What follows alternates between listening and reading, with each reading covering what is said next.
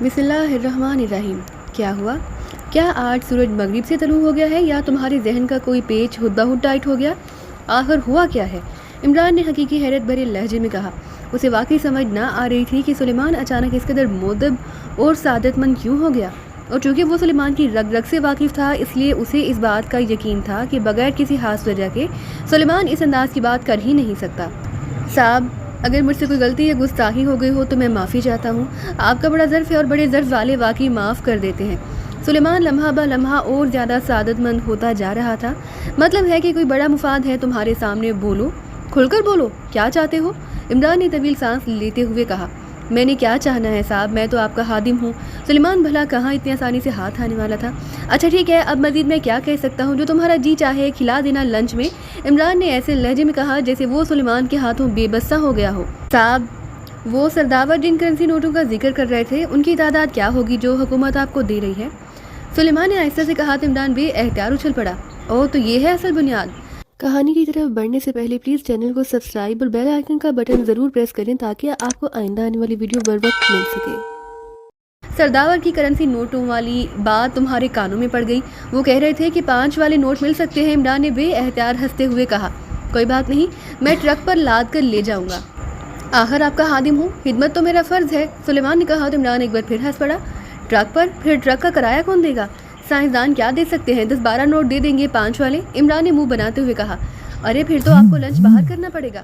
Sorry جناب، آج آپ کے لیے لنچ کا ناغہ ہے، سلیمان نے برا سا منہ بناتے ہوئے کہا اور واپس مڑ گیا۔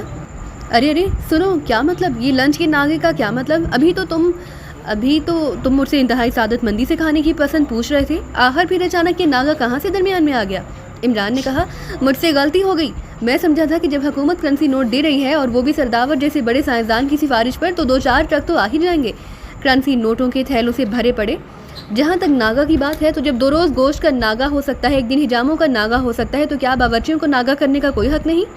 سلیمان نے منہ بناتے ہوئے کہا۔ ارے پھر تو تمہیں بھی لنچ باہر کرنا پڑے گا، چلو میں بھی تمہارے ساتھ ہی باہر لنچ کر لوں گا، عمران نے مسکراتے ہوئے کہا۔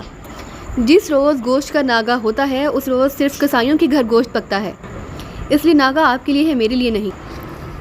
میں نے تو آج 7 ڈش لنچ کرنا ہے، سلیمان نے کہا اور تیزی سے کمرے سے باہر چلا گیا تو عمران بے اختیار ہنس پڑا۔ اس کی حصے سماعت زیادہ ہی تیز ہوتی جا رہی ہے، اس کا بھی بندوبست کرنا پڑے گا، عمران نے مسکراتے ہوئے کہا اور ایک بار پھر کتاب اٹھا لی۔ ابھی اسے کتاب پڑھتے ہوئے تھوڑی ہی دیر ہوئی تھی کہ فون کی گھنٹی بج اٹھی تو عمران نے ہاتھ بڑھا کر ریسیور اٹھا لیا۔ یس، علی عمران MSc DSc اکثر بول رہا ہوں، عمران نے اپنے مخصوص لہجے میں کہا۔ ٹائیگر بول رہا ہوں باس، رانا ہاؤس سے گراہم کو میں لے آیا ہوں۔ ٹائیگر کی مدبانہ آواز سنائی دی۔ کوئی پرابلم؟ عمران نے پوچھا۔ نہیں باس، میں اس کے اسپیشل خفیہ راستے سے اندر گیا اور پھر اس کے آفس میں گیس فائر کر کے اسے بے ہوش کیا، پھر اسی راستے سے اسے اٹھا لایا ہوں، کسی کو علم تک نہیں ہو سکا، ٹائیگر نے جواب دیتے ہوئے کہا۔ اوکے، میں آ رہا ہوں، تم بے شک واپس چلے جاؤ، عمران نے کہا اور ریسیور رکھ کر اٹھا اور ڈریسنگ روم کی طرف بڑھ گیا۔ تھوڑی دیر بعد اس کی کار تیز رفتاری سے رانا ہاؤس کی طرف بڑی چلی جا رہی تھی۔ رانا ہاؤس پہنچ کر اسے معلوم ہوا کہ ٹائیگر کال کرنے کے بعد واپس چلا گیا تھا تو عمران بلیک روم کی طرف بڑھ گیا، جہاں کرسی پر ایک لمبے قد اور درمیانی جسم کا آدمی راڈز میں جکڑا ہوا تھا۔ اپنے چہرے مہرے اور لباس سے وہ کوئی معزز اور شریف آدمی نظر آ رہا تھا۔ ٹائیگر نے بتایا کہ اسے کس گیس سے بے ہوش کیا گیا ہے؟ عمران نے سامنے موجود کرسی پر بیٹھے ہوئے سنجیدہ لہجے میں کہا۔ یس باس، جوزف نے کہا۔ اسے ہوش میں لے آؤ، عمران نے کہا تو جوزف نے جیب سے ایک شیشی نکالی اور اس آدمی کے قریب پہنچ کر اس نے شیشی کا ڈھکن ہٹایا اور شیشی کا دہانہ اس آدمی کی ناک سے لگا دیا۔ چند لمحوں بعد اس نے شیشی ہٹائی، اس کا ڈھکن بند کیا اور اس نے شیشی دوبارہ جیب میں ڈالی، پیچھے ہٹ کر عمران کی کرسی کے ساتھ کھڑا ہو گیا۔ جوانا کرسی کی دوسری طرف خاموش کھڑا تھا۔ چند لمحوں بعد ہی اس آدمی کے جسم میں حرکت کے تاثرات نمودار ہوئے، پھر اس نے کراہتے ہوئے آنکھیں کھول دیں۔ یہ کیا مطلب؟ یہ سب کیا ہے؟ کون ہو تم؟ اوہ، تو تم علی عمران، سپرنٹینڈنٹ فیاض کے دوست؟ مگر اس آدمی نے انتہائی حیرت بھرے لہجے میں خود کلامی کرنے کے انداز میں کہا۔ تمہارا نام گراہم ہے اور تم کریسنٹ ہوٹل کے مالک اور جنرل مینیجر ہو؟ عمران کا لہجہ بے حد سرد تھا۔ ہاں، مگر مجھے کیوں یہاں لایا گیا ہے؟ یہ کون سی جگہ ہے؟ میں نے کیا کیا ہے؟ اور یہ سب کیا ہے؟ میں تو انتہائی شریف آدمی ہوں، میں نے تو کبھی کوئی غلط کام نہیں کیا، تم بے شک سپرنٹینڈنٹ فیاض سے پوچھ لو۔ میں نے ہمیشہ اپنے ہاتھ صاف رکھے ہیں، گراہم نے مسلسل بولتے ہوئے کہا۔ تم نے راشٹر گروپ کو ہائر کیا، پھر ان کے ذریعے سینٹرل اسپیشل ہسپتال کے خصوصی وارڈ کے کمرہ نمبر 12 میں موجود ایک بیمار سائنسدان ڈاکٹر آصف کو اغوا کرایا۔ اس کے بعد تم نے بحری اسمگلنگ میں ملوث باٹی سے رابطہ کیا اور ڈاکٹر آصف کو لانچ کے ذریعے کافرستان اسمگل کر دیا۔ اس کے ساتھ ساتھ تم نے ساحل سمندر پر موجود اپنے گروپ کے ذریعے راسٹر گروپ کے 8 افراد کو راسٹر سمیت ہلاک کرا دیا۔ عمران نے سرد لہجے میں کہا، ارے نہیں، یہ سب غلط ہے، میں نے تو زندگی بھر ایسا کوئی کام ہی نہیں کیا، نہ میرا کوئی گروپ ہے، نہ ہی میں کسی راسٹر گروپ اور پارٹی کو جانتا ہوں۔ گراہم نے کہا، لیکن اس کا لہجہ بتا رہا تھا کہ وہ بڑی مشکل سے اپنے آپ کو کنٹرول کرنے کی کوشش کر رہا ہے۔ باٹی کو بھی گرفتار کر کے اس سے تمام معلومات حاصل کر لی گئی ہیں اور ڈاکٹر آصف کو بھی برآمد کر لیا گیا ہے، اس لیے تمہارا کچھ چھپانا فضول ہے اور مجھے اب اس معاملے میں کچھ پوچھنے کی ضرورت بھی نہیں۔ تم سے صرف اتنا پوچھنا ہے کہ یہ کام تمہیں کس پارٹی نے دیا؟ عمران نے سرد لہجے میں کہا، جب میں نے کوئی کام کیا ہی نہیں تو میں کیا بتاؤں؟ گراہم نے اس بار قدرے مضبوط سے لہجے میں کہا۔ جوانا؟ عمران نے گردن موڑ کر کہا۔ یس ماسٹر، جوانا نے کہا۔ گراہم کی دائیں ہاتھ کی انگلیاں کاٹ دو، عمران نے سرد لہجے میں کہا۔ یس ماسٹر، جوانا نے جواب دیا اور تیزی سے ایک طرف دیوار میں موجود الماری کی طرف بڑھ گیا۔ کیا مطلب؟ یہ کیا کہہ رہے ہو؟ میں بے گناہ ہوں، بے شک تم مجھے قانون کے حوالے کر دو، میں اپنی بے گناہی ثابت کر دوں گا، گراہم نے یکلہ چیختے ہوئے کہا۔ یہاں کا قانون یہی ہے گراہم جس پر عمل ہو رہا ہے، پہلے تمہارے دائیں ہاتھ کی انگلیاں اور پھر بائیں ہاتھ کی انگلیاں کاٹی جائیں گی، پھر ایک آنکھ نکالی جائے گی اور پھر دوسری، پھر بازوؤں کی ہڈیاں توڑی جائیں گی اور آخر میں ٹانگوں کی ہڈیاں، اس کے بعد پورے جسم پر زخم ڈال کر اس پر سرخ مرچیں چھڑکی جائیں گی اور پھر تمہیں اس حالت میں تمہارے ہوٹل کے سامنے فٹ پاتھ پر پھینک دیا جائے گا۔ اس کے بعد میں دیکھوں گا کہ جس پارٹی نے تمہیں یہ کام دیا وہ تمہاری خبر گیری کیسے کرتی ہے اور تم اپنے جسم پر بن بناتی ہوئی مکھیاں اڑانے کے قابل بھی نہ رہو گے۔ عمران کا لہجہ انتہائی سرد تھا، جبکہ اس دوران جوانا نے الماری سے ایک تیز دھار کلہاڑا نکالا اور اسے لے کر وہ بڑے جارحانہ انداز میں گراہم کی طرف بڑھنے لگا۔ رک جاؤ، میں بتاتا ہوں، رک جاؤ، مجھے بے شک مار ڈالو لیکن یہ ظلم نہ کرو، گراہم نے ہذیانی انداز میں چیختے ہوئے کہا۔ یہ سن لو گراہم کہ جو کچھ تم بتاؤ گے اسے تمہیں کنفرم بھی کرانا پڑے گا، عمران نے ہاتھ کے اشارے سے جوانا کو روکتے ہوئے کہا۔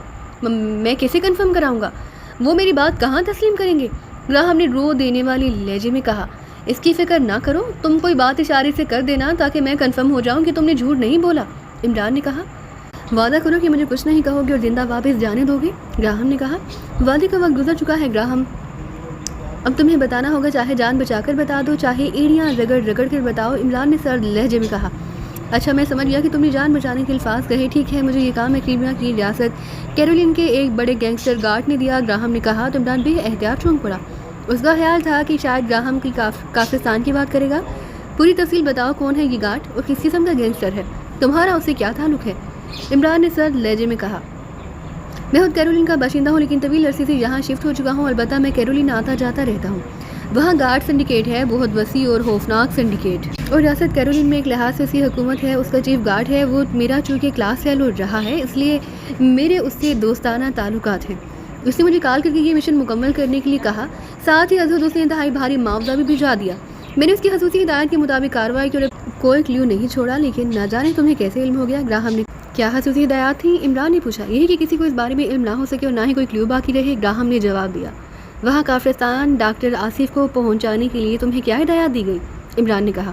اس نے کہا تھا کہ میں لانچ پر اسے کافرستان میں آرچر کے پاس پہنچا دوں، آرچر کافرستان میں آرچر ہوٹل کا مالک ہے، وہ بھی میرا دوست ہے اور کیرول رہنے والا۔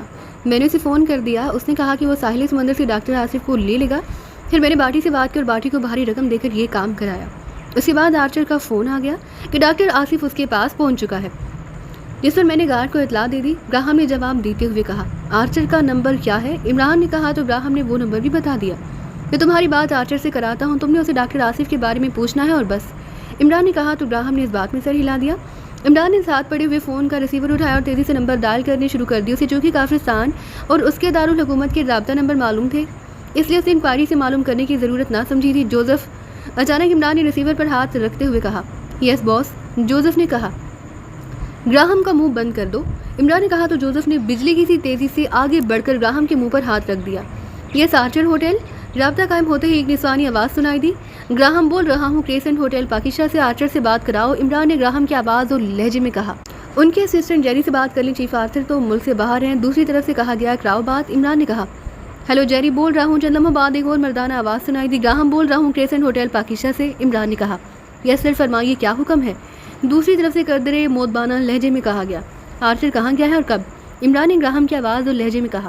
جس آدمی کو آپ نے بھیجایا تھا اسے چارٹر طیارے پر فوری طور پر لاسکی پہنچانا تھا، چیف ساتھ گئے اور ان کا وہاں سے فون آیا تھا کہ وہ باہر و عافیت وہاں پہنچ گئے ہیں، لیکن ابھی تک ان کی واپسی نہیں ہوئی، دوسری طرف سے کہا گیا۔ ओके, इमरान ने कहा और उसने क्रेडल दबाया और फिर टोन आने पर उसने इंक्वायरी के नंबर डायल कर दिए। Inquiry please. राब्ता कायम होते एक निस्वानी आवाज़ सुनाई दी, एक्रीमियन रियासत कैरोलिन का और उसके दारुल हुकूमत का राब्ता नंबर दे। इमरान ने कहा तो चंद लम्हों की खामोशी के बाद दूसरी तरफ से दोनों राब्ता नंबर बता दिए गए। इमरान ने क्रेडल दबाया और टोन आने पर उसने तेज़ी से नंबर डायल करने शुरू कर दिए। येस गार्ड बोल रहा हूँ। चंद लम्हों बाद एक भारी सी आवाज़ सुनाई दी, ग्राहम बोल रहा हूँ पाकिशा से। इमरान ने ग्राहम की आवाज़ और लहजे में कहा, अरे तुम क्यों फ़ोन किया? दूसरी तरफ से चौंक कर पूछा गया। मैंने आर्चर से बात करने के लिए फ़ोन किया तो उसके असिस्टेंट जेरी ने बताया कि उस स्पेशल आदमी को चार्टर तैयारी के जरिए लासी पहुँचाने गया है। मुझे इस पर बेहद तशवीश हुई कि उसे तो तुम्हारे पास जाना चाहिए था, फिर वो लासी क्यों गया है? मैंने सोचा कि तुम्हें कॉल करके बात कर लूँ। इमरान ने कहा, जिस पार्टी का मिशन था वो लासी में से वसूल कर लेगी और बस इसलिए किसी तशवीश की ज़रूरत नहीं। वहाँ पाकिशा में तो कोई गड़बड़ नहीं हुई। दूसरी तरफ से पूछा गया, यहाँ किसी को कुछ मालूम नहीं हो सका तो गड़बड़ क्या होगी? इमरान ने बड़े इत्मीनान भरे लहजे में कहा, हाँ तुमने जो तफसील बताई थी उसके बाद बाकी किसी को कुछ मालूम नहीं हो सकता। बहरहाल फिर भी मोहतात रहना।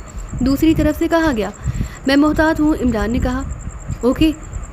उसके साथ ही राब्ता ख़त्म हो गया तो इमरान ने रिसीवर रखा और उठ खड़ा हुआ। इसे आंसू की बरकी भट्टी में डाल दो, इमरान ने सर्द लहजे में कहा और तेज़ी से दरवाजे की तरफ बढ़ गया। थोड़ी देर बाद उसकी कार तेज़ी से दानिश मंजिल की तरफ बढ़ी चली जा रही थी। क्या हुआ इमरान साहब, आप कुछ ज़रूरत से ज़्यादा उलझे हुए महसूस हो रहे हैं? सलाम दुआ के बाद ब्लैक ज़ीरो ने कहा तो इमरान ने सरदावत के फ़ोन आने से लेकर अब तक की तमाम रोदात सुना दी, लेकिन किसी सिंडिकेट को इस अंदाज में काम करने की क्या ज़रूरत थी? ब्लैक ज़ीरो ने कहा, हो सकता है कि खौफ की वजह से ऐसे सिंडिकेट को सामने लाया जा रहा हो, लेकिन असल मसला ये है कि डॉक्टर आसिफ को किसने अगवा कराया और क्यों? एक्रीमिया को उससे क्या दिलचस्पी हो सकती है? इमरान ने कहा, यह भी तो हो सकता है इमरान साहब ये कार्रवाई ब्लैक थंडर की हो। ब्लैक ज़ीरो ने कहा तो इमरान बेएहतियात चौंक पड़ा। ये ख्याल तुम्हें कैसे आ गया? उन्होंने तो मिशन ही कैंसिल कर दिया था। इमरान ने कहा, यह वारदात भी इसी अंदाज में हुई है जैसे पहले की गई थी और आपने खुद बताया कि डॉक्टर आसिफ उसके एस के हालिक हैं। हो सकता है कि ब्लैक थंडर के ए सेक्शन ने आपने आपको पाकिस्तान सीक्रेट सर्विस से सेफ रखने के लिए कोई गेम खेली हो। उनके माहिर साइंसदानों ने उस आले और फार्मूले की नकल कर ली हो और अब उन्होंने इस अंदाज में डॉक्टर आसिफ को अगवा कराकर वहाँ पहुँचा दिया हो ताकि खामोशी से उससे काम कराया जा सके। मसला तो उनके लिए उसके एस का ही था और वरना बाकी आला और उसका फार्मूला तो उनके पास मौजूद होगा। ब्लैक ज़ीरो ने कहा तो इमरान की आंखें चमक उठी। Very good, really very good, इसे कहते हैं जहानत। Good show black zero, Imran ने इंतहाई तहसीन आमेज़ लहजे में कहा तो ब्लैक ज़ीरो का चेहरा किसी फूल की तरह खिल उठा। ये सिर्फ मेरा ख्याल हो सकता है, दुरुस्त ना हो सकता है। ब्लैक ज़ीरो ने कहा, नहीं तुम्हारा तर्ज इन हालात में 100% दुरुस्त है, यकीनन ऐसा ही होगा। मेरे जहन में ये बात नहीं आई। गुड शो, अब आखिरी बात ये रह गई कि हमने उसकी बात की तस्दीक करनी है। वो सुर्ख डायरी निकाल लाओ ज़रा। इमरान ने कहा तो ब्लैक ज़ीरो ने मेज़ की दराज खोलकर उसमें से सुर्ख जिल्द वाली ज़हीम डायरी निकाल कर इमरान की तरफ बढ़ा दी। इमरान ने डायरी खोली, फिर तेज़ी से उसके वर्क उलटने शुरू कर दिए। थोड़ी देर बाद उसकी नज़रें एक जगह पर जम सी गई। उसने डायरी मेज़ पर रखी और फ़ोन का रिसीवर उठाकर उसने तेज़ी से नंबर डायल करने शुरू कर दिए। मार्लियो क्लब। राब्ता कायम होती ही एक निसानी आवाज़ सुनाई दी, पाकिशा से प्रिंस बोल रहा हूँ, मार्लियो से बात कराओ। इमरान ने कहा, होल्ड करे। दूसरी तरफ से कहा गया, हेलो मार्लियो बोल रहा हूँ। चंद लम्हों बाद एक मर्दाना आवाज़ सुनाई दी, प्रिंस इमरान बोल रहा हूँ पाकिशा से। इमरान ने इंतहाई संजीदा लहजे में कहा, प्रिंस इमरान। यस, हुक्म फरमाइए। दूसरी तरफ से भी संजीदा लहजे में कहा गया, यहाँ दारुल हुकूमत में एक सिंडिकेट है, गार्ड सिंडिकेट, उसका सरबराह कोई गार्ड है। क्या तुम्हें इस बारे में मालूमात हैं?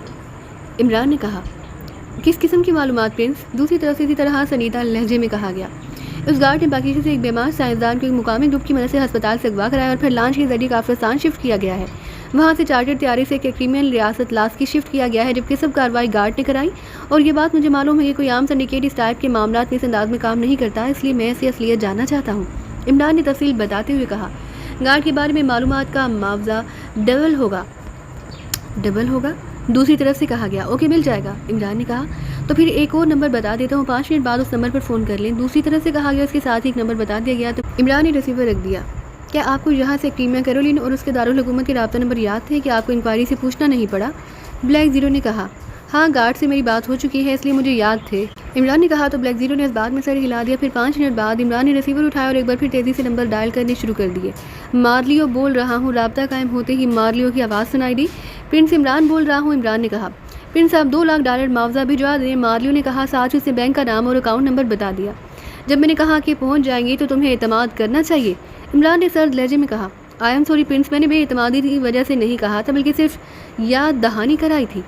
दूसरी तरफ से माजत भरे लहजे में कहा गया, ठीक है बताओ क्या मालूमात है? इमरान ने पूछा। प्रिंस गार्ड दोहरी शख्सियत का मालिक है। बज़ाहिर वो खतरनाक गुंडों पर मुश्तमिल सिंडिकेट का सरबराह है, इस लिहाज से उसका नाम गार्ड है, लेकिन इसके साथ साथ वो एक इंतहाई खुफिया बैनुल अक़वामी तंजीम BT का एजेंट है, इस लिहाज से उसका नाम माइक है। اور جو کارروائی آپ نے بتائی ہے یہ کارروائی سنڈیکیٹ نے نہیں بلکہ اس بیٹی کے لیے کرائی گئی ہے۔ لاسکی میں ایک کلب ہے جس کا نام لاسکی کلب ہے، اس کا ایک آدمی پیٹر ہے، وہ بھی اس چین میں ملوث ہے۔ لیکن یہ بھی بتا دوں کہ مائک صرف اپنے بڑوں سے مائک کے نام سے رابطہ رکھتا ہے، باقی ہر جگہ وہ گارڈ کا ہی نام استعمال کرتا ہے۔ دوسری طرف سے کہا گیا یہ بیٹی کیا تنظیم ہے، اس کے بارے میں کوئی تفصیلات؟ عمران نے کہا نہیں پرنس، باوجود کوشش کے اس بارے میں فوری کچھ معلوم نہیں ہو سکا۔ یہ بات جو میں نے آپ کو بتائی ہے اس کا علم مجھے صرف ذاتی طور پر ہے اور مجھے بھی بس اتفاق سے معلوم ہوا، بہرحال یہ بات 100% درست ہے۔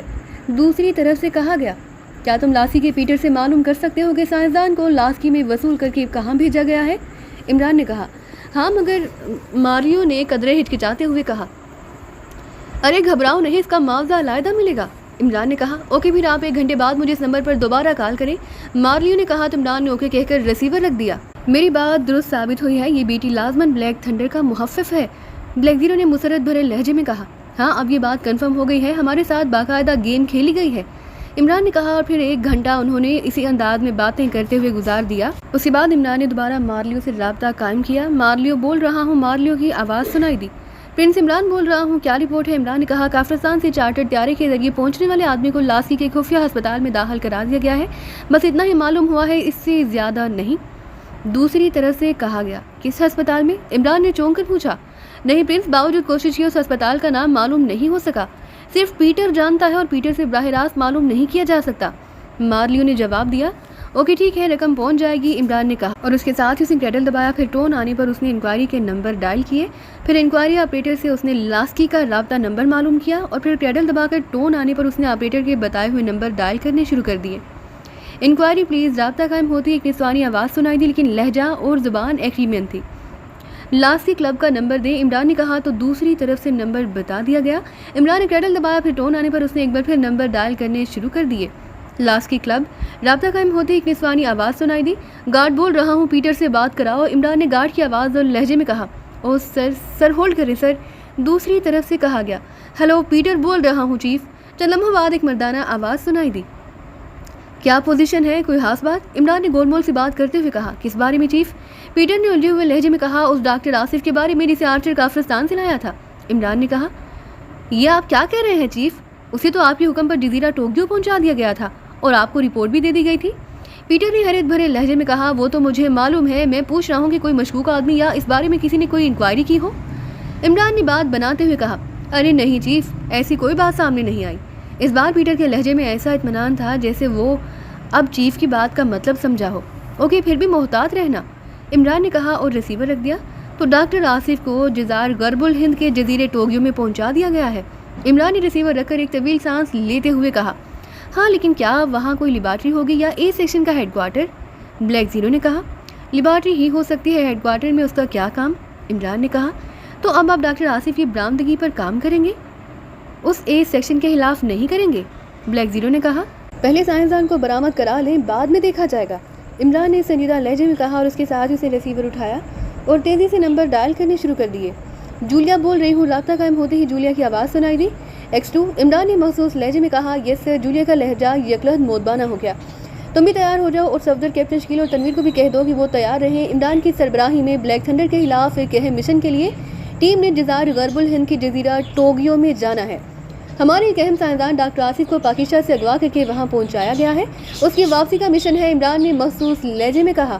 یس سر، دوسری طرف سے کہا گیا تو عمران نے ریسیور رکھ دیا۔ آپ نے اس بار مشن کی تفصیل بھی بتا دی، بلیک زیرو نے مسکراتے ہوئے کہا۔ مشن بیٹی کے خلاف ہے، اس لیے عمران نے کہا تو بلیک زیرو نے اسبات میں سر ہلا دیا۔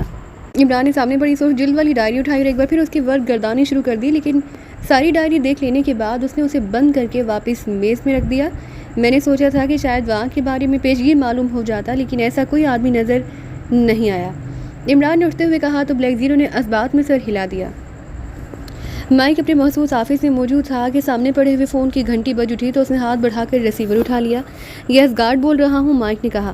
رونالڈ بول رہا ہوں چیف، دوسری طرف سے ایک مردانہ آواز سنائی تھی۔ وہ کیا رپورٹ ہے؟ مائک نے چونک کر پوچھا۔ چیف کریسنٹ ہوٹل کا گراہم اپنے آفس سے اچانک غائب ہو گیا اور اس کی لاش تک نہیں ملی، نہ ہی کسی کو معلوم ہے، دوسری طرف سے کہا گیا۔ ارے ویری سیڈ، مجھے پہلے ہی شک پڑا تھا۔ ٹھیک ہے، مائک نے کہا اور اس کے ساتھ اس نے ریسیور رکھ دیا۔ اب اسے ریسیور رکھے ہوئے تھوڑی ہی دیر ہوئی تھی کہ ایک دفعہ پھر فون بج اٹھا۔ پیٹر بول رہا ہوں، لاسکی سے رابطہ قائم ہوتے ہی مردانہ آواز سنائی دی۔ یس گارڈ بول رہا ہوں، مائک نے کہا۔ چیف آپ نے مجھے کال کیا تھا ابھی 1 گھنٹہ پہلے، دوسری طرف سے کہا گیا تو مائک بے احتیاط چونک پڑا۔ کیا کہہ رہے ہو؟ میں کیوں کروں گا تمہیں کال؟ کیا ہوا ہے؟ مائک نے حیرت بھرے لہجے میں کہا۔ مجھے بھی یہی شک پڑا تھا چیف، اس لیے میں نے کال کی ہے۔ تقریباً 1 گھنٹہ پہلے مجھے کال موصول ہوئی، آپ خود بات کر رہے تھے۔ آپ نے پوچھا کہ کیا پوزیشن ہے، کوئی خاص بات؟ جس پر میں حیران ہو گیا کہ آپ کس بارے میں پوچھ رہے ہیں۔ میں نے پوچھا کہ کس بارے میں، تو آپ نے کہا کہ ڈاکٹر آصف کے بارے میں، جس آرچر کافرستان سے لایا تھا۔ جس پر میں نے کہا کہ اسے تو آپ کے حکم پر جزیرہ ٹوگیو پہنچا دیا گیا تھا اور آپ کو اطلاع دے دی گئی تھی۔ جس پر آپ نے کہا کہ آپ نے اس لیے کال کی ہے کہ کوئی خاص بات تو نہیں ہوئی۔ پھر رابطہ ختم ہو گیا۔ میں کافی دیر تک اس بارے میں سوچتا رہا کیونکہ آپ نے اس انداز میں کبھی کال ہی نہیں کی اور آپ کو میں پہلے ہی مکمل رپورٹ دے چکا تھا، لیکن آواز اور لہجہ 100% آپ کا ہی تھا۔ جب میری ذہنی الجھن بے حد بڑھ گئی تو میں نے سوچا کہ آپ کو خود کال کر کے آپ سے کنفرم کر لوں۔ دوسری طرف سے پیٹر نے تفصیل بتاتے ہوئے کہا، تم نے جزیرہ ٹوگیو کا نام کیوں لیا؟ مائک نے غراتے ہوئے لہجے میں کہا، چیف آپ کو میں نے بتایا کہ آپ یقین کریں اس وقت آپ سے بات ہو رہی تھی اور لہجہ اور آواز اس وقت بھی یہی تھی۔ پیٹر نے جواب دیتے ہوئے کہا، اس کا مطلب ہے کہ ساری پیش بندی اور سارے اقدامات ناکام ثابت ہوئے، پاکیزہ سیکرٹ سروس کو سارے سیٹ اپ کا علم ہو گیا۔ ویری سیڈ، مائک نے انتہائی وسیلے لہجے میں کہا۔ چیف میں سمجھا نہیں۔ دوسری طرف سے کہا گیا، پاکیزہ سیکرٹ سروس کے لیے کام کرنے والا دنیا کا خطرناک ترین ایجنٹ ایک احمق اور مسخرہ سا آدمی ہے۔ اس کا نام علی عمران ہے۔ اس کے بارے میں سارے سیکرٹ ایجنٹ جانتے ہیں کہ وہ کسی بھی آواز اور لہجے کی فوری طور پر اس انداز میں نقل کر لینے کا ماہر ہے کہ وہ آدمی بھی پہچان نہ سکے، اور جو کچھ تم نے بتایا اس کے مطابق میری آواز میں بات کرنے والا وہی عمران ہی ہوگا، اور عمران کی تم تک پہنچ جانے کا مطلب ہے کہ پاکستان میں ہمارے سیٹ اپ، کافرستان میں آرچر کا سیٹ اپ، لاسی میں تمہارا سیٹ اپ، ان سب کے بارے میں اسے معلوم ہو چکا ہے۔ اب تم نے اسے جزیرہ ٹوگیو کے بارے میں بتا دیا، اس لیے اب وہ پاکستان سیکرٹ سروس سمیت سیدھا ٹوگیو پہنچ جائے گا۔ مائک نے تفصیل سے بات کرتے ہوئے کہا، یہ کیسے ممکن ہے چیف کہ اس نے جس کی سرے سے آواز ہی نہ سنی ہو اس کی آواز اور لہجے میں بات کرے؟ کیا آپ کی آواز اس نے سنی ہوئی ہے؟ پھر اسے کیسے معلوم ہو سکتا ہے کہ آپ ہمارے چیف ہیں؟ پیٹر نے کہا تو مائک ایک بار پھر چونک پڑا۔ ارے ٹھیک ہے، اب میں سمجھ گیا ہوں۔ ابھی تھوڑی دیر پہلے مجھے اطلاع ملی کہ پاکستان میں جس نے ہمارا مشن مکمل کیا تھا وہ اچانک اپنے آفس سے غائب ہو گیا ہے، اس کی لاش تک نہیں ملی۔ اب تمہاری اس بات کے بعد مجھے یاد آ رہا ہے کہ اس نے مجھ سے فون پر بات کی تھی، یقیناً اس گراہم کو عمران نے اغوا کر لیا ہوگا اور پھر میری اس سے بات کرائی ہوگی۔ اس طرح میری آواز اور لہجہ اس نے سن لیا، اسے یہ بھی معلوم ہو گیا کہ ساری سیٹ اپ کے پیچھے میں ہوں۔ اس گراہم سے اس نے آرچر کے بارے میں بھی معلوم کر لیا ہوگا اور آرچر کے آدمی سے تمہارے بارے میں، اور پھر اس نے میری آواز اور لہجے میں تم سے بات کی ہوگی۔ اس طرح وہ اصل مقام کو ٹریس کر لینے میں کامیاب ہو گیا۔ مائک نے کہا، ارے یہ آدمی تو انتہائی ذہین ہے، اس قدر ذہانت سے پلاننگ تو کوئی سوچ بھی نہیں سکتا۔ پیٹر نے کہا، ہاں وہ انتہائی چاتر ذہانت کا مالک ہے۔ بہرحال اب اس کا گھیراؤ ٹوگیو میں ہوگا اور وہ کر لیا جائے گا، اوکے؟ مائک نے کہا اور ریسیور رکھ دیا۔ وہ اب بیٹھا سوچ رہا تھا کہ سیکشن ہیڈ کوارٹر کو کیسے اطلاع دی جائے، ایسا نہ ہو کہ وہ اس کی ناکامی سمجھ کر اس کے ڈیتھ آرڈر جاری کر دیں۔ اس لیے وہ بیٹھا سوچتا رہا، پھر اس نے اس انداز میں کندھے جھٹکے جیسے کسی نتیجے پر پہنچ گیا ہو۔ اس نے میز کی دراز کھولی، اس میں سے کارڈلیس فون پیس نکال کر میز پر رکھا، اسے آن کر دیا۔ آن ہوتے ہی اس میں سے ہلکی سی سیٹی کی آواز سنائی دی، پھر اچانک سیٹی کی آواز بند ہو گئی تو مائک نے یکے بعد دیگرے کئی نمبر پریس کر دیے۔ یس، ایک مشینی آواز سنائی دی، M1 کالنگ۔ مائک نے جواب دیا، کوڈ۔ دوسری طرف سے کہا گیا، آواز وہی مشینی تھی، GGSS۔ مائک نے کہا، ہولڈ کرے۔ مائک نے کہا، یس۔ چند لمحوں بعد ایک مردانہ آواز سنائی دی، لہجہ بے حد سخت تھا۔ مائک بول رہا ہوں، M1۔ مائک نے انتہائی مودبانہ لہجے میں کہا، یس۔ کیوں اسپیشل کال کی ہے؟ دوسری طرف سے سخت لہجے میں پوچھا گیا۔ مجھے اطلاع ملی ہے کہ پاکستان سیکرٹ سروس کے لیے کام کرنے والا علی عمران ٹوگیو پہنچ رہا ہے۔ مائک نے کہا تو دوسری طرف سے چند لمحوں تک خاموشی طاری رہی۔ کیسے اطلاع ملی ہے؟ کچھ دیر کی خاموشی کے بعد پوچھا گیا، پاکستان میں جس گروپ کے ذریعے ڈاکٹر آصف کو اغوا کرایا گیا تھا اس کے بارے میں اطلاع ملی ہے کہ اسے پراسرار انداز میں اغوا کر لیا گیا ہے، پھر اس کی لاش تک نہیں مل سکی۔ جس پر میں چونک پڑا کیونکہ مجھے معلوم ہے کہ ایسی کارروائیاں سیکرٹ سروس کرتی ہے اور وہ لاش کو برقی بھٹی میں ڈال کر جلوا دیتی ہے۔ چنانچہ میں نے وہاں ایک اور مشہور گروپ کی ڈیوٹی لگا دی کہ وہ مسلسل ایئرپورٹ پر چیکنگ کرے کہ اگر عمران کہیں جائے تو مجھے اطلاع دے۔ ابھی تھوڑی دیر پہلے مجھے اطلاع ملی کہ عمران اپنے چند ساتھیوں سمیت ایئرپورٹ پہنچا تھا۔ فلائٹ لیٹ تھی اس لیے وہ وہاں موجود رہے اور ان میں سے ایک آدمی کے منہ سے ٹوگیو کا نام نکلا اور پھر یہ لوگ کافرستان کی فلائٹ میں روانہ ہو گئے۔ اس کا مطلب ہے کہ وہ صرف شناخت بچانے کے لیے کافرستان گئے ہیں۔ کافرستان سے یقیناً وہ میک اپ کر کے ٹوگیو پہنچیں گے، اور کیونکہ ٹوگیو کا لفظ ہی ان کے منہ سے سنا گیا ہے۔ مائک نے اپنے طور پر ساری کہانی اس انداز میں بناتے ہوئے کہا کہ اس پر یا تو اس کے گروپ پر کوئی حرف نہ آئے، لیکن عمران کو کیسے معلوم ہو گیا کہ ڈاکٹر آصف کو ٹوکیو پہنچایا گیا ہے؟ دوسری طرف سے انتہائی سخت لہجے میں کہا گیا، میں اب کیا کہہ سکتا ہوں؟ میں نے آپ کو تفصیلی رپورٹ دی تھی کہ ڈاکٹر آصف کو لانچ کے ذریعے کافرستان پہنچایا گیا، پھر کافرستان سے چارٹر طیارے سے لاسکی اور لاسکی سے اسے ٹوکیو پہنچایا گیا۔ اس کے باوجود نہ جانے اسے کیسے معلوم ہو گیا؟ مائک نے جواب دیا، ٹھیک ہے، یہ بات ایک بار پھر سچی ثابت ہو گئی کہ اس شخص سے جو بات زیادہ چھپائی جائے اتنی ہی جلدی اسے اس کا علم ہو جاتا ہے۔ ٹھیک ہے، اچھا اب کیا ہو سکتا ہے؟ اب ٹوکیو اس کا مدفن بنے گا۔ دوسری طرف سے کہا گیا، اگر آپ اجازت دیں تو ٹوکیو میں میرا گروپ ان کا خاتمہ کرے۔ مائک نے کہا، ڈاکٹر آصف کے ٹوکیو پہنچنے والی بات کا علم صرف تمہیں اور تمہارے گروپ کو تھا، اور لامحالہ اس عمران نے پہلے تمہارے گروپ کا کسی نہ کسی انداز میں سراغ لگایا ہوگا، پھر ہی اسے معلوم ہوا ہوگا کہ ڈاکٹر آصف کو ٹوکیو پہنچایا گیا ہے۔ اس لحاظ سے تمہیں اور تمہارے گروپ کے خلاف اصولاً ڈیتھ آرڈر جاری کر دیا جائے، لیکن میں نے اس لیے اس اٹل اصول میں لچک پیدا کر لی ہے کہ ایک تو یہ کام کرنے والا عمران تھا، دوسرا یہ کہ اس کے بارے میں مشہور ہے کہ وہ صرف اپنے مشن پر نظر رکھتا ہے، کسی طرف نہیں الجھتا، اس لیے وہ تمہاری اور تمہارے گروپ کے خلاف کام کرنے کی بجائے براہ راست ٹوکیو ہی پہنچ رہا ہے۔ تم کہہ رہے ہو کہ تمہیں وہاں کام کرنے دیا جائے؟ دوسری طرف سے انتہائی سخت لہجے میں کہا گیا تو مائی کے جسم نے بے احتیاط جھرجھری سی لی۔ جس بات کو وہ اپنے نقطہ نظر سے چھپانے میں کامیاب ہو گیا تھا وہ سیکشن چیف نے ویسے ہی معلوم کر لی تھی۔ یس سر، مائک نے کہا، تم بے فکر رہو، اے سیکشن اب اتنا بھی کمزور نہیں کہ عمران یا پاکستان سیکرٹ سروس اس لیبارٹری سے کچھ حاصل کرنے میں کامیاب ہو جائیں گے۔ ہم ٹوکیو کو ان کا مدفن بنانے کی پوری طاقت رکھتے ہیں۔ دوسری طرف سے کہا گیا۔ اس کے ساتھ ہی رابطہ ختم ہو گیا تو مائک نے ایک طویل سانس لیتے ہوئے فون آف کر کے اسے میز کی دراز میں رکھ دیا۔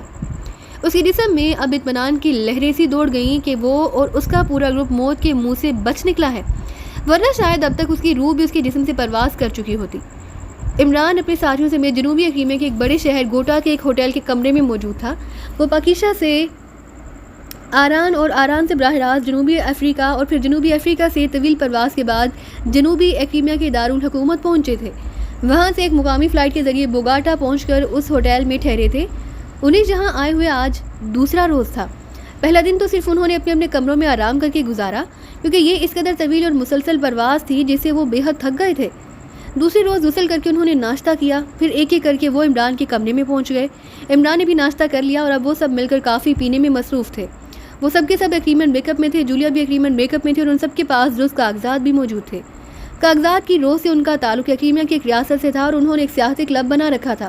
وہ سب اس سیاحتی کلب کے ممبر تھے، ان کے پاس سیاحت کے انٹرنیشنل کارڈ بھی موجود تھے۔ عمران صاحب، ٹوکیو یہاں سے کتنے فاصلے پر ہے؟ اچانک صفدر نے پوچھا۔ 4 گھنٹوں کی پرواز پر، عمران نے جواب دیا۔ کیا آپ پہلے وہاں گئے ہوئے ہیں؟ ایک بار پھر صفدر نے پوچھا۔ ایک بار گیا ہوں، دوسری بار جانے کی ہوس ہے، عمران نے کہا تو جولیا بے احتیاط چونک پڑی۔ کیا مطلب، کیوں ہوس ہے؟ جولیا نے بڑے چوکنا سے انداز میں کہا، اس لیے کہ وہاں ہر طرف جلوے ہی جلوے بکھرے ہوئے ہیں، اور جلوے بھی ایسے کہ خود ہی دامن سے لپٹ جاتے ہیں، یہ نہیں کہ جلوے کے پیچھے آدمی ساری عمر بھاگتا رہے، عمران نے جواب دیتے ہوئے کہا تو صفدر بے احتیاط ہنس پڑا۔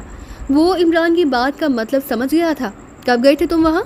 جولیا نے ہونٹ چباتے ہوئے کہا۔ ظاہر ہے وہ اپنی محسوس نسوانی حس کی وجہ سے عمران کی بات کا مطلب سمجھ گئی تھی۔ کل جب تم سب بیڈز پر نیند بے ہوش پڑے تھے، عمران نے جواب دیا تو جولیا سمیت سب بے احتیاط چونک پڑے۔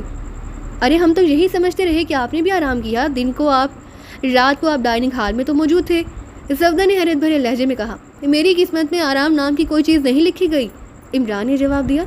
عمران صاحب، آپ وہاں لیبارٹری کو ٹریس کرنے گئے تھے؟ کیپٹن شکیل نے کہا۔ اگر اتنے کم وقت میں لیبارٹری ٹریس ہو سکتی تو اب تک بیٹی کا ہیڈ کوارٹر ایکریمین اور سپر پاورز کے ایجنٹ تباہ کر چکے ہوتے۔ ارے میں تو وہاں جائزہ لینے گیا تھا کہ وہاں ہمارے استقبال کے لیے کیا انتظامات کیے گئے ہیں، عمران نے جواب دیا تو سب ایک بار پھر چونک پڑے۔ ہمارے استقبال کے لیے کیا کہہ رہے ہو؟ اتنے لمبے چکر کاٹ لینے کے بعد انہیں کیسے اطلاع ہو سکتی ہے؟ جولیا نے حیرت بھرے لہجے میں کہا۔ نہ صرف اطلاع ہو چکی ہے بلکہ وہاں ہمارے استقبال کے لیے جس قدر شاہانہ انتظامات کیے گئے ہیں انہیں دیکھ کر دل خوش ہو گیا ہے، عمران نے جواب دیا۔ آپ کو کیسے معلوم ہو گیا عمران صاحب؟ کیپٹن شکیل نے کہا۔ اب اتنا تجربہ تو ہمیں ہو گیا کہ نگرانی کرنے والی آنکھیں پہچان لیں، جیسے خواتین کو کوئی مرد ان کی پشت کی طرف سے بھی دیکھے تو انہیں فوراً احساس ہو جاتا ہے، اس کے بعد ان میں سے ایک سے آسانی سے پوچھ گچھ کی جا سکتی ہے، عمران نے مسکراتے ہوئے کہا۔ اور پھر کیا ہوا، کیا انتظامات ہیں وہاں؟ جولیا نے بے چین سے لہجے میں پوچھا۔ وہ گروپ کی نگرانی کر رہے ہیں اور یہ نگرانی ایئرپورٹ پر بلکہ جزیرے کے چاروں طرف ساحلوں پر کی جا رہی ہے۔ وہاں ایک خاص گروپ ہے جسے ہارٹی گروپ کہا جاتا ہے۔ یہ گروپ نہ صرف اسمگلنگ میں ملوث ہے بلکہ نگرانی اور مخبری کا بھی وسیع سیٹ اپ رکھتا ہے۔ نگرانی کے لیے ان کے پاس انتہائی جدید ترین مشینری بھی ہے، اور اس کے علاوہ ٹوکیو میں قائم ہوٹلوں، سیاحوں کے گیسٹ ہاؤسز، پرائیویٹ رہائش گاہیں دینے والے اداروں کی بھی باقاعدہ اسکریننگ کی جا رہی ہے۔ اس کے ساتھ ساتھ اسلحہ فروخت کرنے والی دکانوں کی بھی چیکنگ کی جا رہی ہے۔ اس کے ساتھ ساتھ اس گروپ نے سیٹلائٹ چیکنگ کا بھی بندوبست کر رکھا ہے۔ اس کے ذریعے ٹوکیو میں ہونے والے تمام فون کالوں اور ٹرانسمیٹر کالوں کو باقاعدہ چیک کیا جا رہا ہے۔ دوسرے لفظوں میں پورا ٹوکیو اور اس میں موجود اور ہر آنے والا شخص ان کی چیکنگ کی زد میں آتا ہے۔ سب سے اہم بات یہ کہ انہوں نے ایئرپورٹ، ساحلی ٹھکانوں، بڑے بڑے چوکوں پر انتہائی جدید ترین انفرادی کیمرے بھی نصب کر رکھے ہیں جو ہر قسم کے میک اپ کو چیک کر سکتے ہیں۔ عمران نے کہا تو سب کی آنکھیں حیرت سے پھیلتی چلی گئیں۔ ارے اس قدر انتظامات، حیرت ہے، جولیا نے کہا۔